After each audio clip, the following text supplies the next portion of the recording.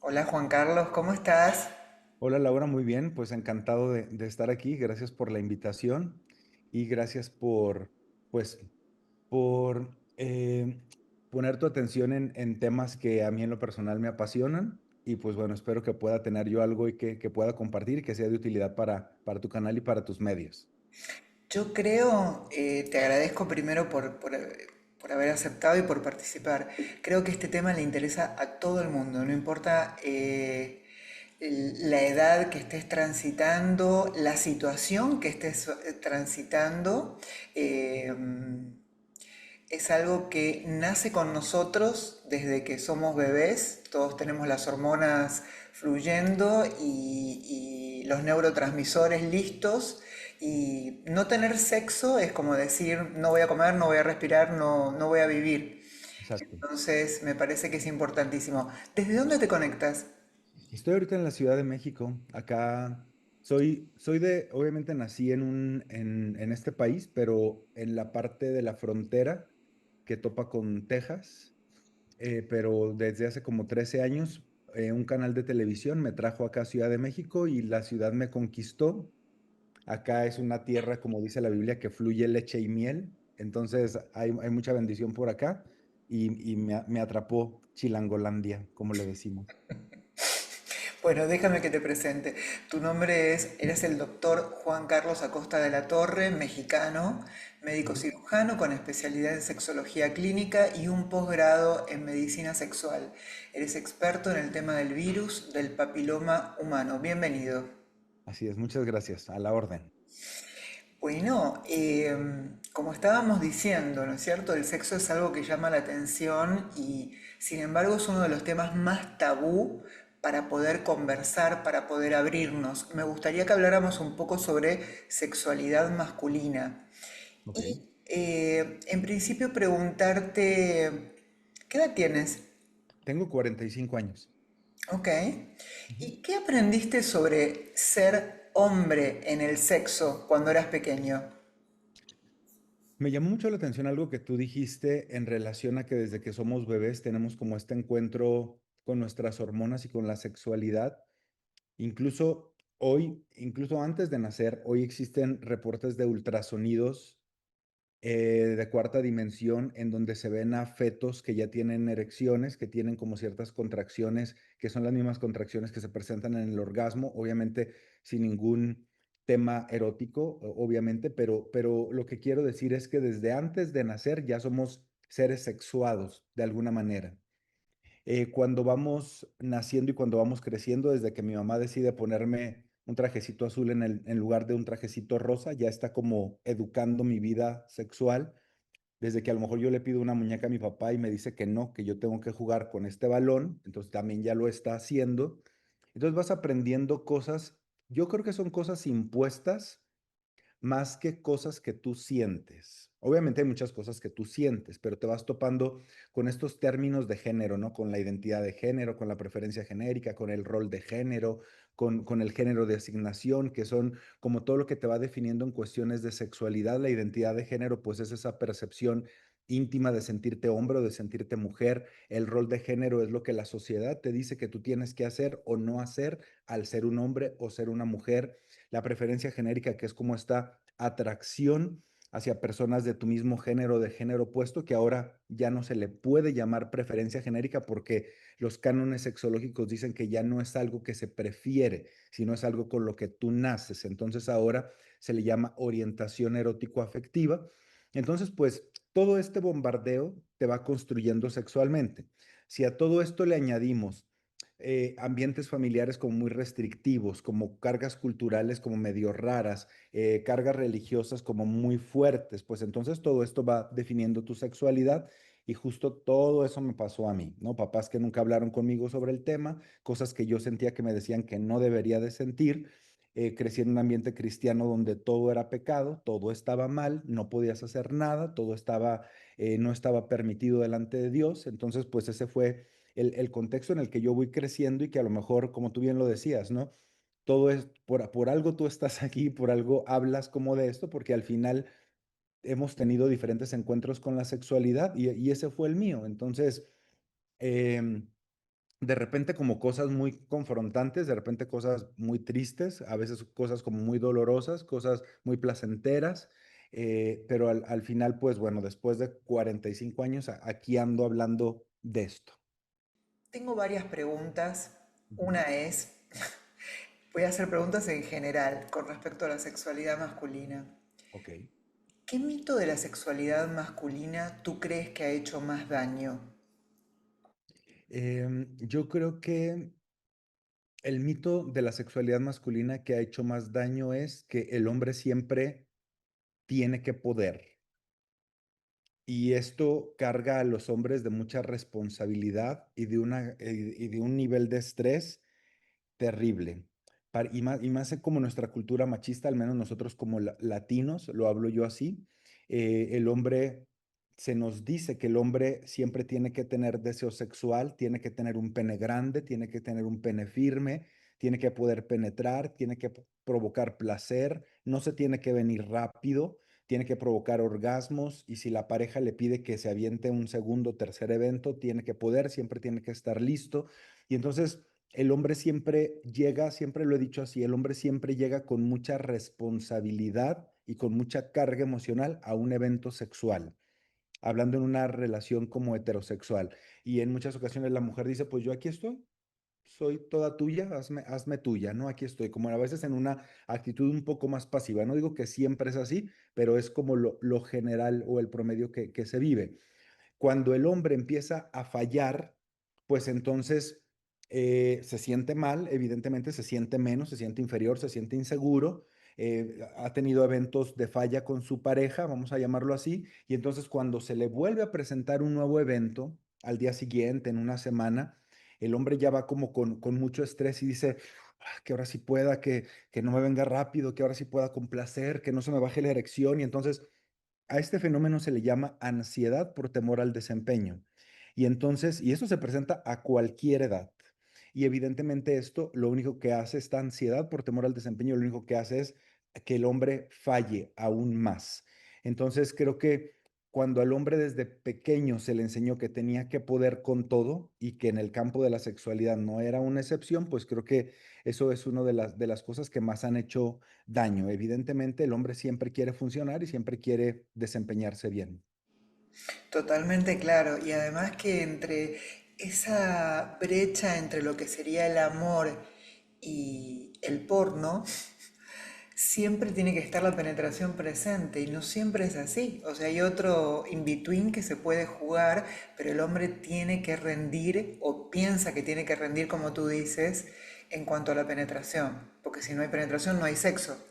Exacto, pareciera que tendría que culminar siempre así, porque al final se ha enseñado que así es. Cuando hablamos acerca de una relación heterosexual, lo que yo veo con mis pacientes y lo que dicen las investigaciones en cuestiones de sexualidad femenina es que un 90% de las mujeres alcanza su orgasmo a través de estimulación de clítoris. Entonces quiere decir que 90% de ellas no están esperando una penetración para poder sentirse satisfechas o para poder tener placer. Sin embargo, a muchas mujeres este mito las ha acompañado durante mucho tiempo y entonces algunas de ellas se sienten muy preocupadas. Incluso el motivo de consulta de muchas de ellas es, vengo a consulta contigo, me dicen, porque cuando me penetran yo no termino, o sea, no tengo un orgasmo por penetración.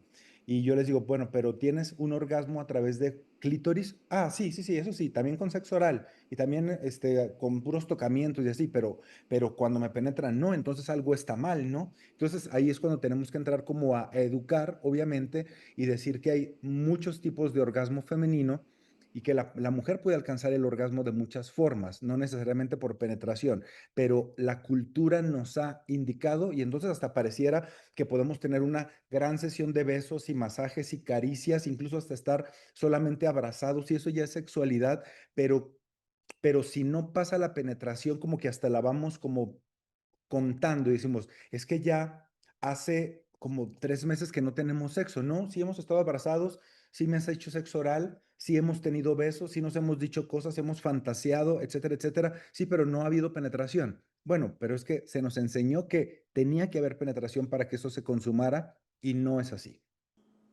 He leído que para la masculinidad, en esta cultura que tenemos, hay dos pilares que lo sostienen. Uno es la capacidad de hacer dinero para los hombres y el desempeño sexual. Siempre hablando de la masculinidad y de lo masculino. Cuando alguna de las dos falla, se ve afectada la identidad. ¿Qué podrías decir sobre eso? Es muy interesante esto que planteas porque creo que es muy cierto. Y mi opinión me atrevería como a decirla de la siguiente manera.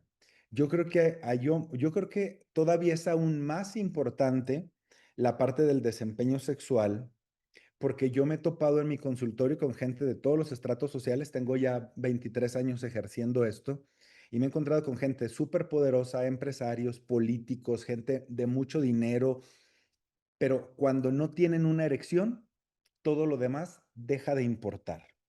Pareciera que como que todo lo que lograron, lo exitosos que son, la gran capacidad que tienen para hacer negocios, sus cuentas bancarias que están a reventar, no importan si el pene no se les para. Y están deprimidos y están agüitados y se sienten inseguros. Y obviamente fuera de un consultorio, el hombre no proyecta eso o trata como de no proyectarlo. Pero cuando yo he tenido estos hombres en las cuatro paredes de mi consultorio, son hombres que se derrumban, o sea, hombres que lloran, hombres que piden una solución a esa disfunción sexual. Y entonces, evidentemente, justo lo que tú dices, ¿no? O sea, sí están estos dos pilares, pero yo todavía me iría como a apostarle todavía más a que la parte de la capacidad sexual sigue pesando todavía mucho. Y en función de esto, ¿qué parte de la sexualidad masculina les cuesta más aceptar o mostrar al hombre?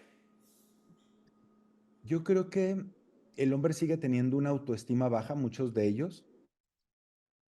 Yo creo que un 90% de los hombres, si no es que 95% de los hombres, cree tener el pene chico. No digo que no sea así, pues la gran mayoría lo tiene chico, esa es la verdad. Y entonces, evidentemente, siempre me hacen a mí la pregunta de que si el tamaño del pene importa. Siempre he dicho que claro que importa, evidentemente importa e importa demasiado en muchos aspectos.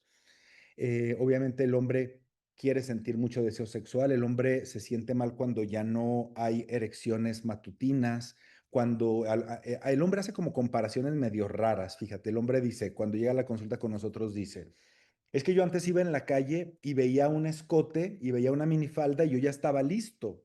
Y ahora pasa eso, puede pasar cualquier mujer guapa y yo ya no respondo. Entonces algo está pasando conmigo. Ellos como que así lo evalúan, como en base a sus respuestas corporales, ¿no? Antes decían, es que apenas yo estaba con mi pareja y apenas ella se desnudaba y me empezaba a tocar y yo ya podía penetrar y ahora no sucede esto. O a veces dicen, antes yo veía cierto nivel de pornografía y con eso que yo veía yo me podía masturbar, pero entonces ahora veo eso y ya no es suficiente, ahora como que necesito un estímulo más fuerte. Y entonces hoy estamos ante una epidemia terrible del estrés que está por todos lados y que hoy se ha visto que es uno de los asesinos más terribles de la testosterona. Y por eso empezamos a fallar en muchos aspectos.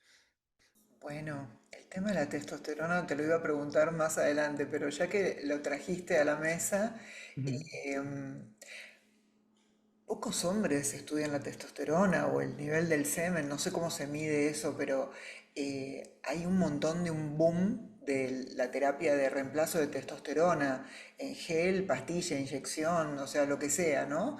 Y mi pregunta es, ¿cuál es la forma correcta de administrar y cuáles son los beneficios? Porque me imagino que no a todo el mundo le aplica igual, ¿no? De decir, esto es como el Ozempic, te inyectas en la mañana, en la tarde, en la noche y vas a estar feliz.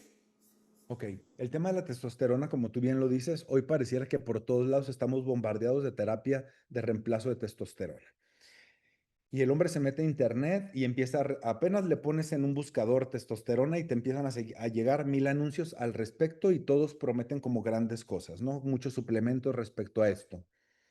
Es súper peligroso es hacer esto. Es muy peligroso porque estamos hablando de ejes hormonales. No estamos hablando de una vitamina, que no la menosprecio, pero creo que una hormona es mucho más importante porque puede impactar de muchísimas formas. Hoy la cultura de vernos bien, pues nos invita también de repente en el gimnasio a meternos ciertos ciclos de testosterona para ganar masa muscular, para vernos con más forma, para tener más fuerza, para poder desempeñarnos mejor en el gimnasio.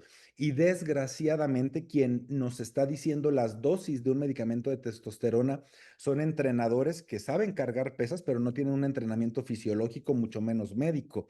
Y te venden ponte esto y 3 mililitros de esto y pasado mañana otro mililitro de otra testosterona, pero te tomas estas pastillas y esto quemador de grasa, más este en la noche para que no sé qué, etcétera, etcétera. Y bueno, te hacen una mega receta y el hombre empieza a tomar todo y son ciclos de testosterona que a veces acá nosotros le llamamos chochos, ¿no? Y esto impacta demasiado en tus ejes hormonales que tú tienes y empieza a crear un desastre interno.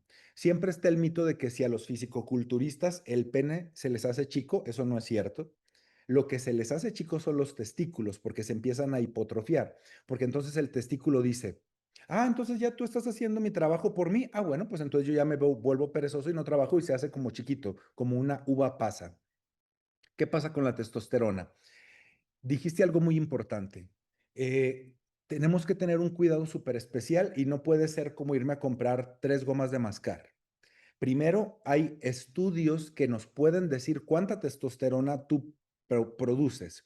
Testosterona total, testosterona libre, testosterona biodisponible, y eso se hace en un estudio de sangre.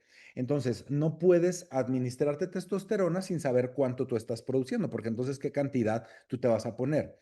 Y en el tema del semen, eso es muy importante porque todos los hombres se masturban diario, andan aventando el semen por todos lados, pero a ninguno se le ocurre de repente llevar esa muestra, analícemela a ver qué está pasando con eso. Ese estudio se llama espermatobioscopía o seminograma. Es un estudio de semen donde nos dicen cuántos mililitros estás produciendo, cuántos millones de espermas por cada mililitro, cuántos se mueven, cuántos están vivos, cuántos tienen formas normales, si ese semen tiene inflamación, tiene sangrado, tiene alguna infección. O sea, es un estudio que nos da una riqueza de información tremenda, pero muy pocos hombres lo llevan a cabo.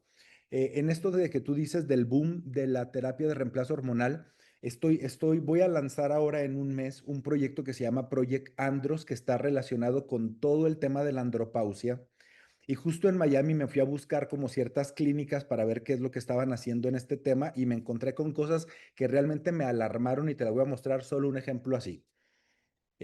Voy a la clínica, a la dirección que me decía en internet y no está, no sé por qué no estaba. Llamo y me dicen, ah, sí, es que ahorita no estamos como presencialmente, pero no te preocupes, o sea, el doctor te va a hacer una videollamada. No es necesario que él te vea, no es necesario que te revise, con que él hable contigo es más que suficiente.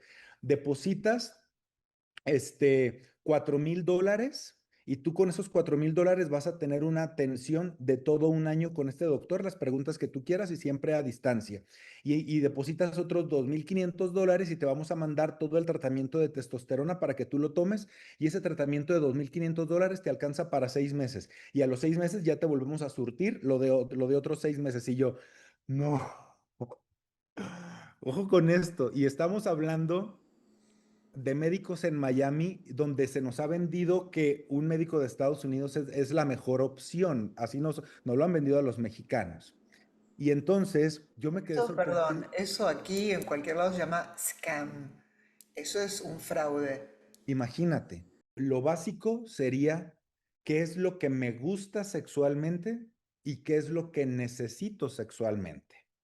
Porque entonces muchos hombres dicen, pues qué complicado puede ser tener una relación sexual, pues el pene va en la vagina o en el ano si se deja y ya, ¿no? ¿Qué más puede ser? Wow.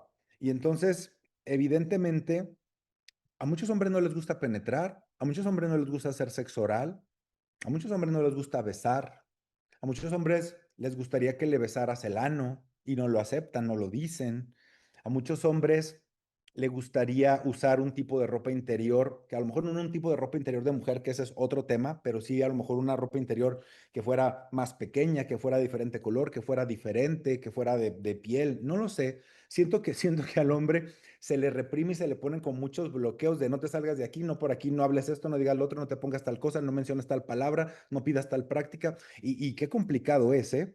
Porque al final estamos formando a hombres que parecen más, lo digo con mucho respeto, como más animales que reaccionan a un estímulo y a una hormona y a un deber cumplir, más allá de qué necesito yo en esta sesión sexual. Y a lo mejor pudiera ser un hombre que dijera, es que pues yo en este momento yo no necesito que hagamos todo un evento sexual, o sea, yo quiero acostarme y que nada más me acaricies y ya, y no tener que tener la responsabilidad de que cuando ya te canses de estarme acariciando, yo tener que darme la vuelta, subirme encima de ti, penetrarte y hacer todo lo que me toca hacer. Y entonces creo que esta parte de qué es lo que yo quisiera vivir en la sexualidad, qué es lo que a mí me gustaría sentir, cuáles son las prácticas que a mí se me antojan, cuáles son esos deseos que yo tengo en la mente que pareciera que son como enfermos, que son desviaciones, perversiones, enfermedades que tal vez no están bien y que yo lucho porque a veces el hombre lucha con impulsos sexuales que se le han dicho que no está bien sentirlos, pero al final lo siente. Y no voy como en este rollo de abuso o pedofilia, no voy como por esa línea, voy como por simples gustos,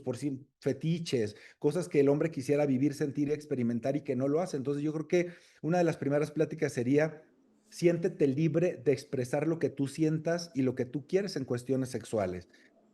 Siéntete libre de no sentirte como presionado a cumplir como un estándar o un número que tú tienes que llevar a cabo para poder ponerte la calificación como de buen amante, ¿no? Evidentemente. Y entonces siempre las pláticas entre amigos están llenas de mentiras y te lo voy a comentar porque lo acabo de vivir en unas entrevistas que hice en mi podcast. Yo invité a dos hombres arriba de 50 años a que habláramos del tema de la andropausia.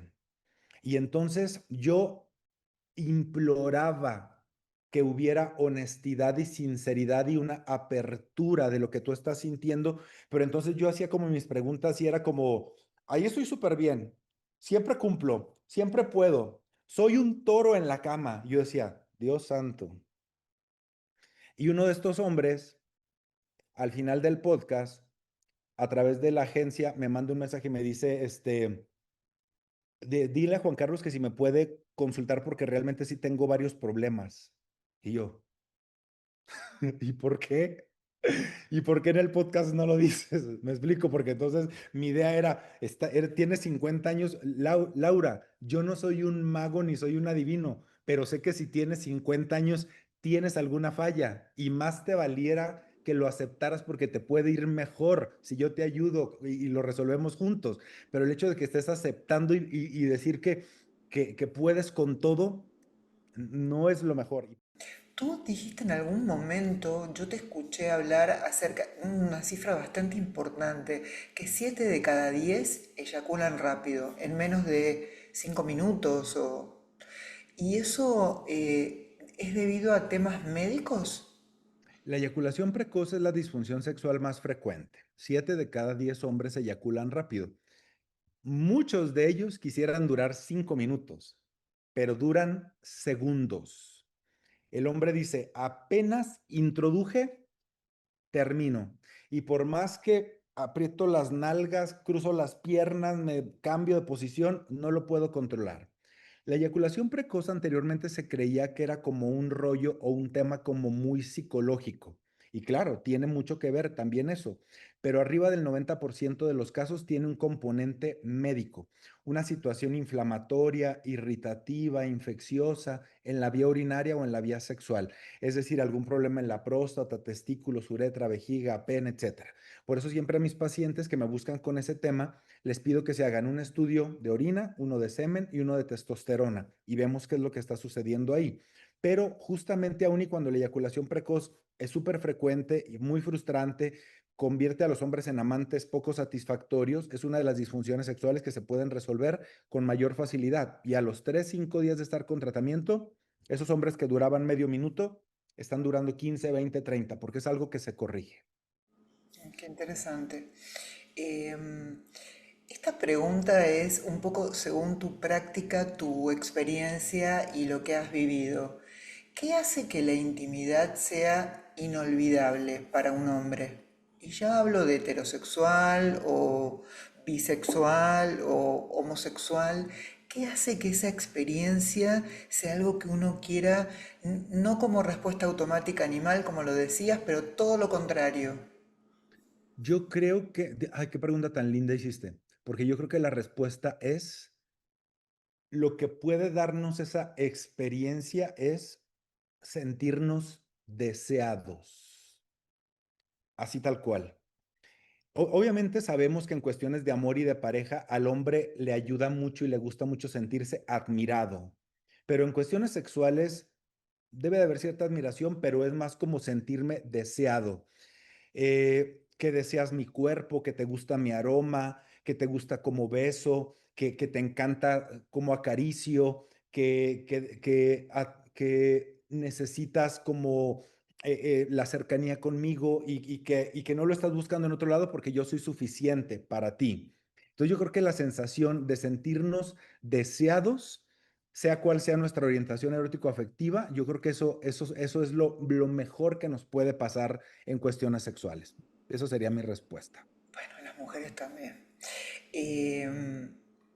¿Qué pasa cuando los chicos, viste que hay como una moda también de los chicos jóvenes? Jóvenes me refiero cuando ya empiezan a tener como cierta asiduidad con el sexo, que ya arrancan y no paran, de mezclar el Viagra con el alcohol.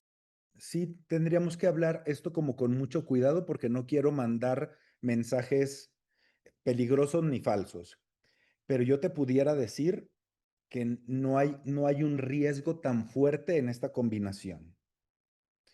Eh, y lo que pudiera decir es, no hay un efecto tan fuerte usando este medicamento en un hombre tan joven.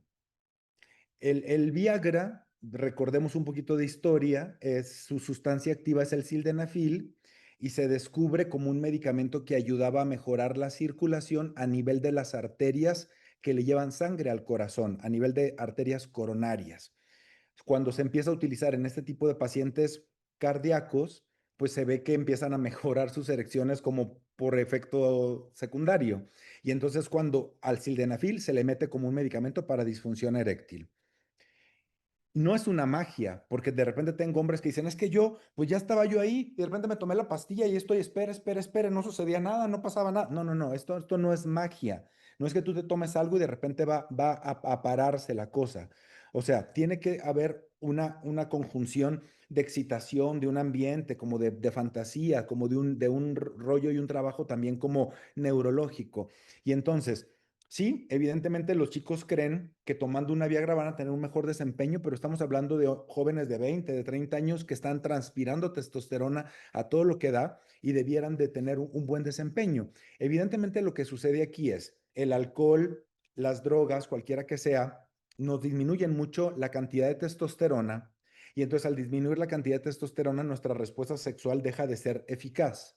Y entonces si ya con la cantidad de alcohol que tú estás tomando, y me refiero a, por ejemplo, hoy yo me voy de fiesta y me alcoholizo mucho y entonces esa cantidad de alcohol me reprime mi testosterona y entonces como que estoy desinhibido por el alcohol, pero mi respuesta sexual no es buena porque no hay una buena activación de testosterona.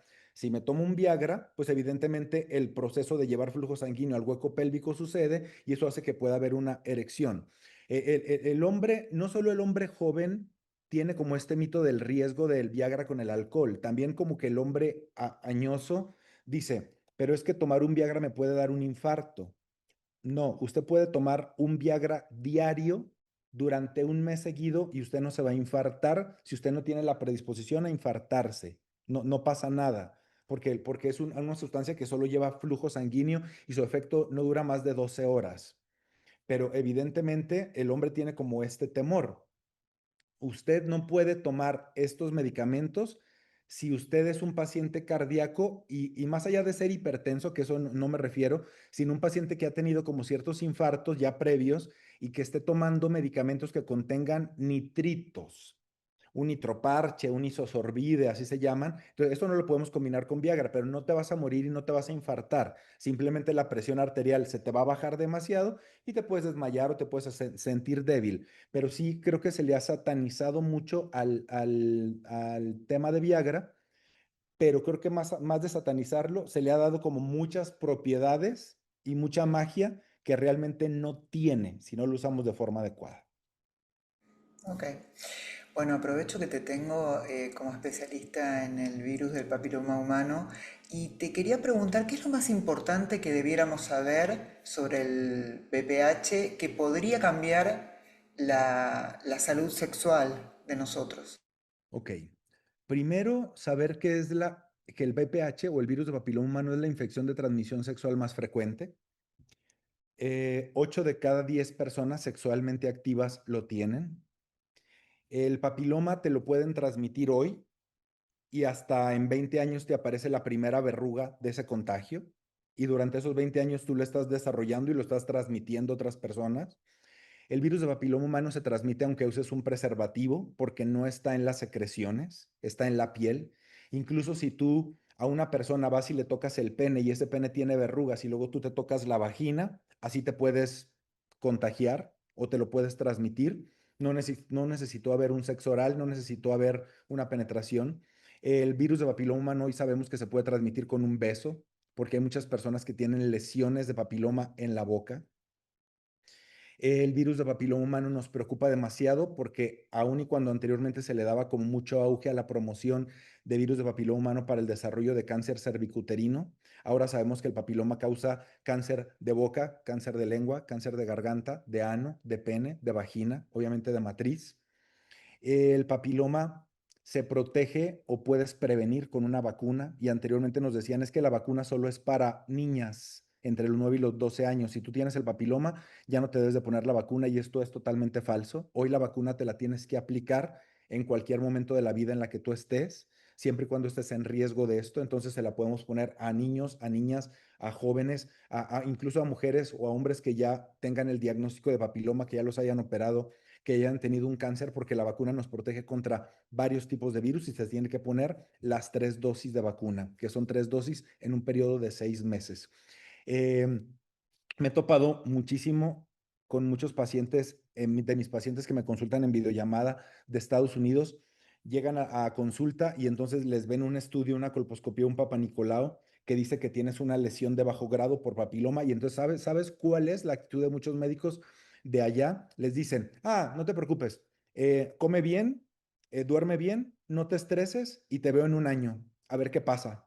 Y entonces yo le digo a mis pacientes, hoy en nuestros días, ¿quién come bien, quién duerme bien y quién nos estresa? Entonces, evidentemente, esa no pudiera ser nuestra línea de tratamiento para este tema. Hoy hay medicamentos que inactivan el virus. ¿Qué es inactivar? Pues evitar que avance a cáncer, que ya no salgan más lesiones, que no lo transmitas. Y entonces es un protocolo de 4 pasos que no lo inventé yo, es un protocolo internacional, donde con medicamentos inactivamos el virus, lo encapsulamos y evitamos que avance a cáncer y que lo puedas transmitir, o que si tú estás bien y estás de repente con una persona que tiene el virus, tú ya no lo puedes captar.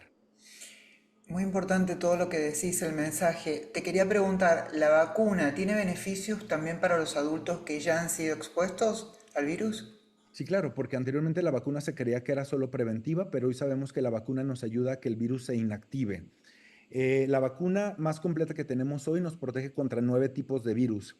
Y esos 9 tipos de virus son los más frecuentes que van a provocar cáncer y que te van a provocar verrugas genitales o anales o en la boca. Y entonces, evidentemente, aplicar la vacuna nos libra como de muchas cosas y de muchísimos riesgos. Me voy a atrever a ver si puedo mostrarte aquí algo. Mira, ve esta imagen a ver si la puedo mostrar aquí. ¿Ve dónde están las flechitas azules? Ujú. Sí. Esa es una lesión de papiloma que está en la garganta. ¿Cuándo te imaginas que allá vas a tener algo? Y entonces las personas dicen, es que de repente, es que ahora ando así, doctor, y pareciera como que trae como un polvito atorado ahí, o empiezan a, no es una infección, no es faringoamigdalitis, no tienes una infección en la garganta, no hay moco, no hay fiebre, no hay nada. Es una lesión de papiloma que te está avisando que por ahí anda. Y eso puede ser hasta por un beso, Laura. Súper interesante todo lo que hemos hablado y también me gustaría cerrar esta conversación con algún último mensaje que tú tengas para con los hombres. Yo lo cerraré de la siguiente manera. Yo tengo 45 años y hace algunos meses empecé a tener como muchos síntomas relacionados con andropausia en mi persona. Y entonces entendí que como seres humanos y sobre todo como hombres somos como muy vulnerables, pero nuestra propia masculinidad nos hace que no digamos nada, que no aceptemos nada y que no busquemos ayuda. Cuando empiezo a tratar como todos estos síntomas, porque era bajo deseo sexual, ya no podía hacer como músculo en el gimnasio, me sentía cansado, insomnio, sudoraciones nocturnas, irritabilidad, ansiedad, muchas cosas. Y todo esto está relacionado con la testosterona. Mi mensaje para los hombres sería, aceptemos lo que está sucediendo con nuestro cuerpo y con nuestras diferentes etapas de la vida que estamos pasando y busquemos ayuda, así como buscamos ayuda para una diabetes o como para una hipertensión o para un tumor. La sexualidad bien atendida nos puede dar sensaciones de bienestar y de placer que hacen que nuestra vida sea mucho mejor. Hablar de sexualidad debe de ser como tan libre como de hablar sobre cualquier cosa y en el momento en el que nosotros como hombres aceptemos que también somos vulnerables en este aspecto, pero que existe una solución, creo que las cosas pueden cambiar demasiado. Y hoy yo lo veo así, por eso justo creé este servicio que voy a lanzar sobre la andropausia, porque desde alguien que lo vivió, y que lo superó, pues quiero como ayudar a muchos hombres que están pasando por esto y que lo ven como nada, ¿no? Como que no lo atienden y simplemente es como, pues no pude tener relaciones, pues me acuesto, fallé y entonces me hago el enojado, me duermo, ronco y no hablo del tema. No, no, no, es que algo está sucediendo y hacerlo. Y sobre todo, que, ¿sabes qué mensaje quisiera dejar muy claro, Laura? Que un pene no va a funcionar adecuadamente mientras esté pegado a un cuerpo enfermo. Y entonces resolver un problema de la sexualidad no es tomarme un medicamento, es verme como un ser integral al que le tengo que atender a este cuerpo muchas cosas. Un pene no funcionará adecuadamente mientras esté pegado a un cuerpo enfermo. Bueno, interesantísimo este mensaje, con esto nos vamos y bueno, te mando un beso muy grande, muchas gracias por toda la información que nos compartiste y estamos en contacto. Un placer estar aquí y un saludo para todos. Gracias.